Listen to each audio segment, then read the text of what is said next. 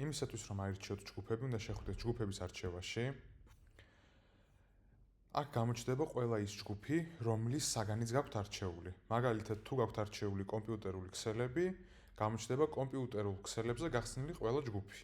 ამ შემთხვევაში ორი ჯგუფი არის გახსნილი და შეგიძლიათ ნებისმიერის არჩევა.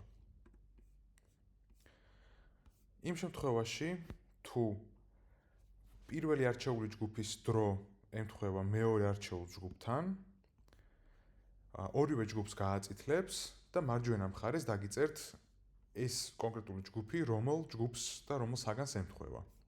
ამ შემთხვევაში უბრალოდ უნდა დააჭიროთ რომელიმეს და გადაირჩევთ ჯგუფს. დაირჩევთ იმ ჯგუფს, რომელიც არ ემთხვევა მეორე ჯგუფს. ასევე ამ სემესტრში არის ახალი ტიპის ლექცია. ამ კონკრეტულ ლექციას აქვს ორი სემინარი. იმის შემდეგ, რაც აირჩევთ ლექციის დროს, გამოგიჩნდებათ ყველა სემინარის დრო, მაგალითად, ლექცია ტარდება პირველ საათზე, მთავრდება 2 საათზე, ხოლო პირველი სემინარი იწყება 12 საათზე, მეორე სემინარი იწყება 2 საათზე. თუ აირჩევთ ერთს, მეორეს ავტომატურად პროგრამა აღარ მოგანიშნინებთ.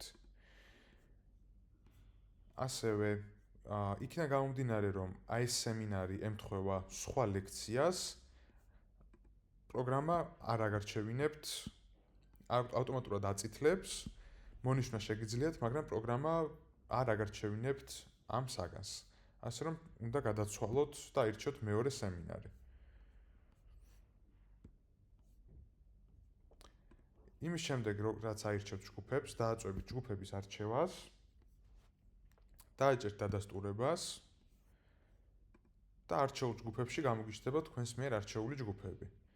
თუ მოგინდებათ ჯგუფის დროის შეცვლა, დაბრუნდებით ისევ ჯგუფების არჩევის გვერდზე და ან გადაცვლით, ან უბრალოდ გააუქმებთ ჯგუფში რეგისტრაციას, დააწვევით ისევ ჯგუფების არჩევას, დაადასტურებთ და აქ თქვენ გამოგიჩნდებათ ყველა არჩეული ჯგუფი.